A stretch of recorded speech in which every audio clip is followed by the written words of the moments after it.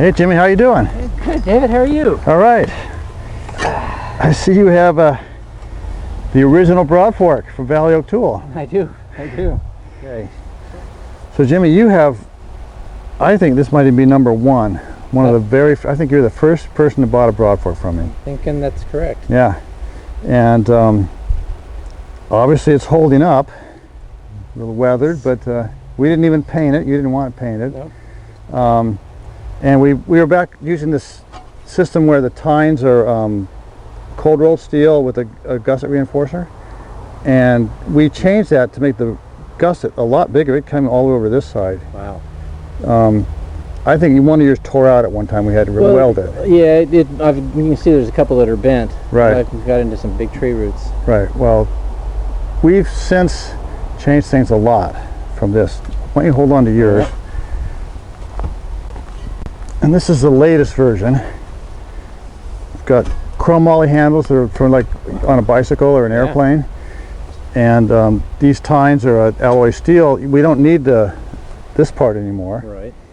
And the tine is welded all the way around the tread bar, so it's really tough. And to test this thing, I stuck it under a big tree root that I just took down a tree and a big tree root. Wow. Yeah. And yanked on it as hard as I could about 30 times and just really torqued on it. And nothing bent, so I figured it was okay. Yeah, that wouldn't have been the case here. Yeah. Right. So why don't you try this one? I know how long have you been using this one? 4 years, maybe? Yeah, at least 4 years. At least 4 maybe years? Longer.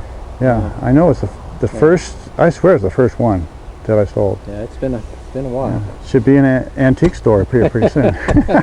Like most of my stuff. But, yeah, why don't you just try that? Well, I tell you right now, I only have to use 1 foot to put it in instead of jumping my whole body on it. That's a big difference, isn't it? Yeah. Wow. Look at that. That's way easier. Yep. It slices through. Look how it slices through that Bermuda grass. Oh, so we've actually improved it. Yeah. Look at that.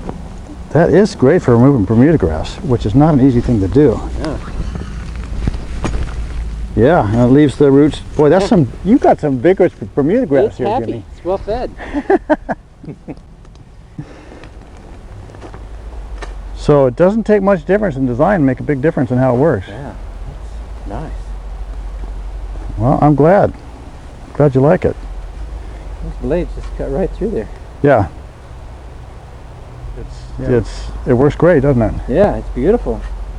And it's not even much heavier, is it? It's lighter. It's lighter. It's lighter. Yeah, feel this thing. It's a tank. Oh yeah, and this is the wood handle version. Yeah, we these are the same kind of steel that's used in bicycle frames and airplanes.